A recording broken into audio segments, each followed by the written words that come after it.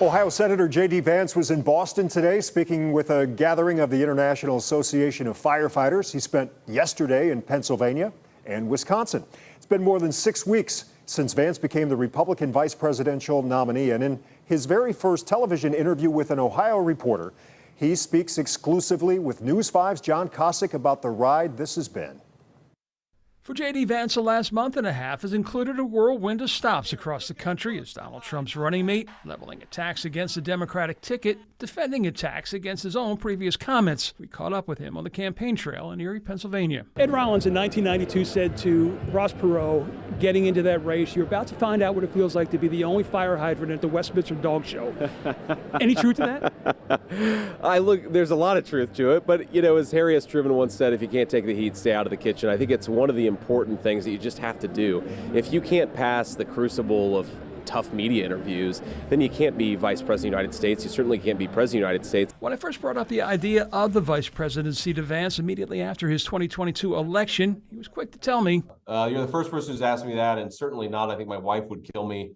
And probably a few other people as well. The stage has put not only Vance, but his family in the national spotlight, with his wife the subject of hateful comments recently because of her Indian heritage. Any regrets, not for yourself, but for what your family has to go through in this process?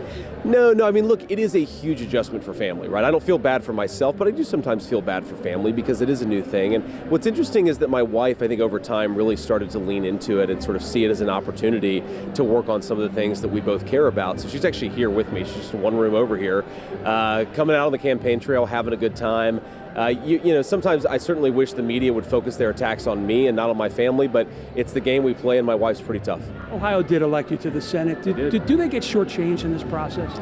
Well, look, I mean, if I win, of course, then certainly we're going to have to pick a new senator. That's Mike DeWine's job, and I don't think they're going to be shortchanged at all. And if I lose, we're going to go back to focusing on the American people's business. I will say, Washington does kind of shut down during the summer and fall of an election year, so there's not like legislation we'd like to be working on that we're not working on because we're on the campaign trail. They're not even in session right now. They won't be in session for all of October. So I don't think Ohio's been shortchanged at all, but certainly if we win, we want to make sure Ohio gets the right U.S. senator to replace me.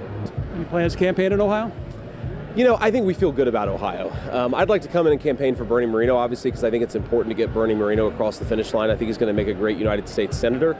So I expect that I will be doing some campaigning in Ohio, but on the presidential cycle, we're focused on Pennsylvania, Michigan, Wisconsin. That's where I'm going to spend most of my time. And I have also been in contact with the Harris-Walz campaign, and we have extended to them the same opportunity to talk with us about this race for the White House. You were the first one to mention it to him about that possibility so many months and weeks ago. He says he's going to spend some time in those 3 states, Pennsylvania, Michigan, Wisconsin. Those are the states that they talked about 6 weeks ago when the first initial pick was made. Exactly. These are the 3 states that won the election for Donald Trump in 2016, flipped to Joe Biden in 2020, giving him the White House, and they're going to be key in this election. But 2 of them border Ohio, and the Trump team is hoping that the Vance message that resonated with Ohio voters here will resonate with the voters there. Nicely done, John Kosick. Man, oh man. And it's not done. No.